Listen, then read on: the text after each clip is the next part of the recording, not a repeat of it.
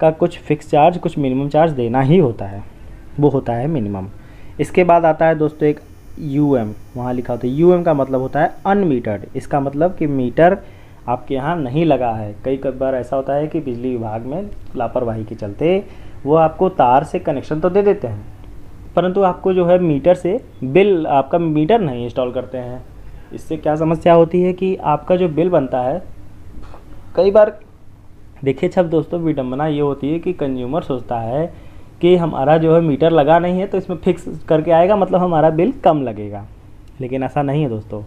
जब भी अनमीटर्ड बिल बनता है तो सिस्टम यह मान के चलता है कि जितना लिमिट है 1 किलोवाट या 2 किलोवाट की, आप मैक्सिमम लिमिट यूज कर रहे हैं। तो उस स्थिति में अगर आप मान लीजिए 100 ही यूनिट यूज कर रहे होंगे तो भी सिस्टम मान के चलेगा कि आप 300 यूनिट यूज कर रहे हैं। तो आप समझ गए होंगे कि इससे आपको नुकसान होता है। अतः मीटर लगवाना बहुत ही ज़रूरी है आपके लिए भी। ओके।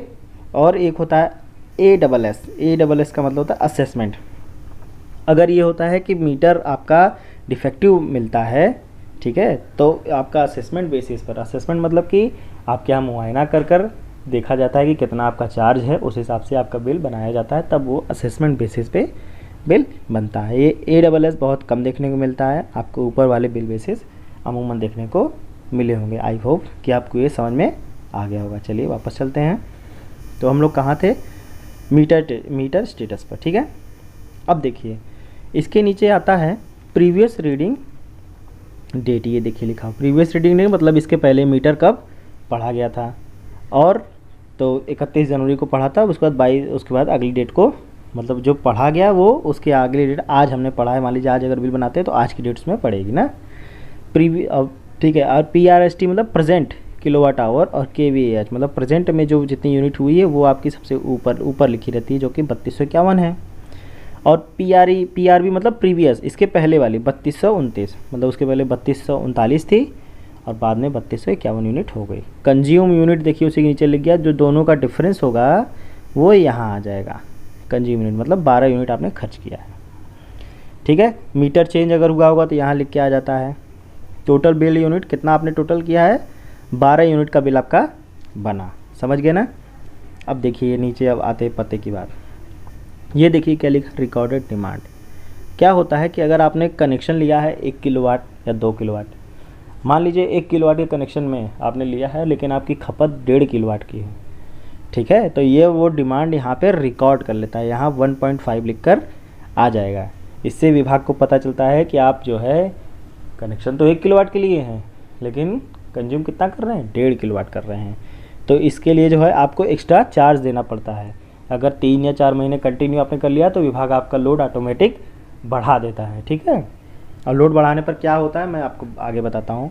बिल बेसिस देखिए, जो अभी MU और NR और NA जो अभी हम लोगों ने पढ़ा था, ये वही बिल बेसिस है। जो MU इधर पढ़ा था ना, वही ये बिल बेसिस शो कर रहा है, जो भी मैंने आपको कुछ देर पहले बताया। टोटल मंथ कितने महीनों का बिल बना है वो ये यहाँ से आपको पता चल रहा है, 2 महीनों का ये बिल बना के इन्होंने दिया है। EC का मतलब होता है इलेक्ट्रिसिटी चार्ज। EC का मतलब होता है इलेक्ट्रिसिटी चार्ज, मतलब ये 12 यूनिट का 2 महीनों का 66 रुपये उन्होंने इलेक्ट्रिसिटी चार्ज आपसे लिया है। FC मतलब होता है फिक्स चार्ज, ठीक है। RG मतलब होता है सरचार्ज, ये सरचार्ज होता है।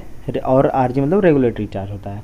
मिनिमम चार्ज इतना देना ही देना पड़ता है, इसमें कुछ नहीं जोड़ा गया है।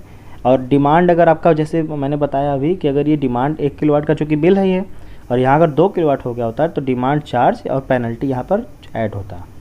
समझ गए, इसीलिए होता है। तो डिमांड अगर आप जितना कनेक्शन लिए हैं उससे ज़्यादा का अगर आप कंज्यूम करते हैं तो यही डिमांड पेनल्टी जो है आपको लगाई जाती है, इसलिए आपका बिल बढ़कर आता है। ओके दोस्तों, समझ गए। अब नीचे आते हैं, ये देखिए क्या है, ये होता है इलेक्ट्रिसिटी ड्यूटी। ये मतलब एक 2% इलेक्ट्रिसिटी ड्यूटी आप लगती है सब पूरे कैलकुलेटेड बिल पर। सर्विस चार्ज आपको नहीं लिया गया है।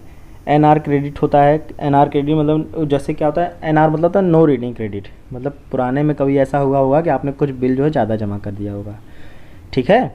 कुछ बिल जो है मतलब जितना हुआ उससे ज़्यादा आपने बिल जमा कर दिया, या ऐसा बिल आप जो जमा कर रहे थे NR पर लेकिन फिर MU पे बिल बना तो उसने देखा कि आप जो है जितना मेरा MU पे बिल बन रहा है उससे ज़्यादा आप जमा कर चुके हैं, तो आपको सिस्टम अपडेट कर देता है। इसलिए देखिए उसने माइनस में किया है ना, मतलब इतना बिल घटा दिया।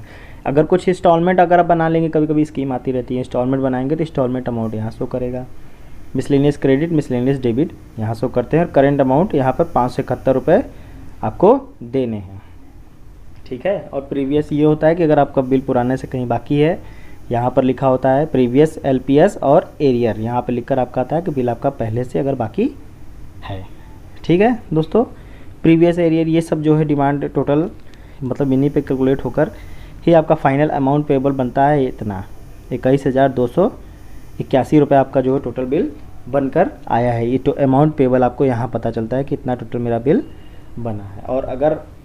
और यहाँ पर ये पता चलता है कि 2 अमाउंट पेबल कितना है लास्ट में। लोगों को ज़्यादातर यही देखना हो तो हमें कितना जमा करना है, लेकिन अगर आपको पूरा देखना आ जाए यहाँ से यहाँ तक, आप अपना बिल खुद ही कैलकुलेट कर सकते हैं कि मेरा कितना सिस्टम बना है। चूँकि इनका बिल जो है एरियर बहुत था दोस्तों, ये चूँकि एरियर इनका बहुत था इसलिए बिल इनका इतना ज़्यादा आया है, 17,000 करीब तो इनका एरियर ही था ना, तो और ये सब ऐड करके बिल इनका इतना बन गया है। सबसे नीचे जो होता है लास्ट में होता है लॉन्गिट्यूड लैटिट्यूड, ये मतलब लॉन्गिट्यूड लैटिट्यूड समझ गए होंगे, ये जियोग्राफिकल फीचर हैं उनका मतलब एग्जैक्ट लोकेशन निकालने के लिए, ठीक है दोस्तों। तो यही इतने फीचर्स होते हैं बिल में। और अगर किसी प्रकार की आपको असुविधा हो, कुछ ना समझ में आया हो तो आप कमेंट कीजिएगा, मैं ज़रूर आपको बताने की कोशिश करूँगा। अब हम आते हैं फॉल्ट के विषय में, ठीक है। अब देखिए यहाँ पे बिल बेसिस जो MU बना है, यहीं पर कुछ और भी लिख के आता है। क्या लिख के आता है ये देखिए, ठीक, बिल बेसिस में ही आता है IDF, वहाँ पर अगर लिख कर आएगा IDF आप देख सकते हैं यहाँ पर IDF RDF ADF CDF, ये 4 प्रकार के मुख्य फॉल्ट होते हैं जो कि अक्सर हमारे बिल में आते हैं, और वहीं बिल बेसिस में ही लिख कर आएगा अगर आपके बिल में फॉल्ट हो गया तो, ठीक है। ये बहुत ज़रूरी चीज़ है, ध्यान सुनिएगा। अब देखिए IDF का क्या मतलब होता है। IDF का मतलब होता है कि मीटर रीडर गया आपके यहाँ और उसको जो है नो डिस्प्ले मिला, मीटर जल गया है या शॉर्ट सर्किट से ख़राब हो गया है, तो वो IDF उसमें डाल देता है, ठीक है। आइडेंटिफाइड डिफेक्टिव जिसे बोलते हैं। इसका समाधान ये होता है कि आपको एक एप्लीकेशन देकर अपने यहाँ का मीटर चेंज करवाना होगा। मतलब IDF उसने लिखा है, इसका मतलब कि उसको मीटर डिफेक्टिव लगा, ठीक दोस्तों।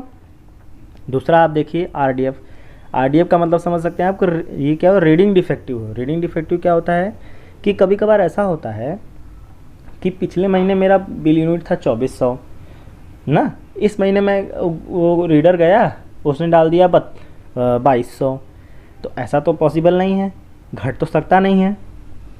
अगर आपको समय मिले तो इसको आप पॉज करके वीडियो पढ़ जरूर लीजिएगा, आप बहुत अच्छे समझ जाएंगे। मतलब रीडिंग में जो है डिफेक्ट अगर आता है, वो मैनुअली हो या किसी भी सिस्टम जनरेटेड हो, तो वो RDF ये ऑटो जनरेटेड मीटर रीड होता है। ऑटो जनरेटेड देखिए खुद ब खुद मतलब उसमें RDF होके आ जाएगा। इसके लिए आपको अपने कागज़ लेकर अपना करंट बिल और पुराना बिल जिसमें आपने अच्छे से पूरा अपना अमाउंट भर दिया था, उसकी कॉपी लेकर SDO साहब के पास जाना पड़ेगा, अपने उपखंड अधिकारी के पास, और वहाँ पे आपका बिल सुधर जाएगा, ठीक। तीसरे प्रकार का है ADF होता है, जिसे बोलते हैं अपीयर डिफेक्टिव। यह भी एक auto generated meter read remark है, ठीक है। There is no change in previous reading, ये देखिए क्या लिखा, if there is no change in previous reading, मतलब कि पिछले महीने भी आपने 3200 यूनिट कंज्यूम किया और इस महीने भी हम पहुँचे तो आपने 32 यूनिट ही कंज्यूम किया, तो इससे क्या होगा, इससे यह पता चलेगा कि आपने या तो कंज्यूम ही नहीं किया है, वाकई में आपके यहाँ नहीं चल रहा, या मीटर आपका ख़राब हो गया है। तो ये ADF करके आने लगता है। इसलिए क्या करना होता है कि आपको जाके अपने SDO साहब से मिलना पड़ेगा, तो वो एक व्यक्ति भेजकर आपके यहाँ का सिस्टम चेक करा लेंगे। हो सकता है मीटर डिफेक्टिव हो तो मीटर चार्ज देकर आप मीटर चेंज करवा सकते हैं। आखिरी हमारा लास्ट CDF होता है। CDF फॉल्ट क्या होता है, इसको बोलते हैं सीलिंग डिफेक्टिव।